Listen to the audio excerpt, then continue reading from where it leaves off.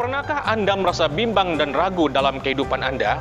Kalau saya boleh jawab, tidak peduli siapapun kita, semua orang pasti pernah mengalami yang namanya keraguan. Ragu-ragu ini dapat kita definisikan sebagai ketidakpastian keyakinan atau juga bisa dikatakan kurangnya kepercayaan seseorang terhadap sesuatu. Dan kalau diterapkan dalam kehidupan orang percaya, maka keraguan ini mengacu pada ketidakpercayaan terhadap Allah dan juga firman-Nya. Apakah hari ini kita masih hidup dalam keraguan? Saudara-saudara yang dikasihi Tuhan, ada 3 cara untuk menangani keraguan yang ada di dalam diri kita.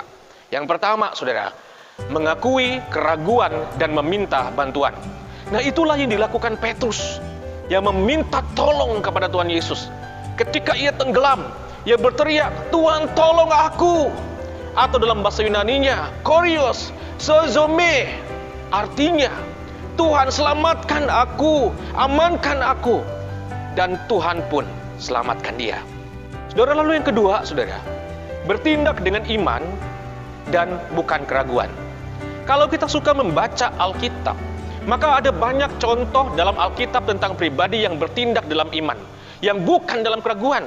Seperti misalnya Nuh yang membangun bahtera, Abraham yang meninggalkan kampung halamannya untuk memenuhi perintah Allah, Musa yang berjalan melintasi Laut Merah di tanah yang kering, Daud yang berhadapan dengan Goliat, dan Daniel ketika dilemparkan ke kandang singa. Tidakkah saudara berpikir bahwa semua pahlawan besar iman ini juga memiliki keraguan? Tetapi mereka mengambil napas dalam-dalam, memutuskan untuk percaya kepada Tuhan, dan mereka bertindak berdasarkan iman mereka dan bukan pada keraguan mereka. Saudara-saudara, lakukan hal yang sama, seperti yang telah mereka lakukan, sehingga iman kita akan menjadi lebih kuat. Yang ketiga, saudara, cara mengatasi keraguan. Ragukan keraguanmu dan bukan meragukan iman.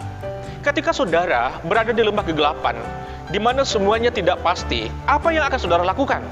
Apakah kita akan menghabiskan banyak waktu di sana? Atau mungkin kita tergoda untuk menyerah pada keraguan, ketakutan, dan kekhawatiran? Saudara, jikalau kita ada dalam lembah kegelapan, yaitu masalah pergumulan hidup, satu-satunya jalan keluar adalah terus berjalan, teruslah berjalan. Karena setiap langkah kita ke depan adalah cara untuk meragukan keraguan kita. Dengan terus berjalan, saudara, kita akan menemukan cahaya yang menyinari kehidupan kita. Percayalah pada Tuhan dan jangan kau pernah meragukannya. Sola Fide.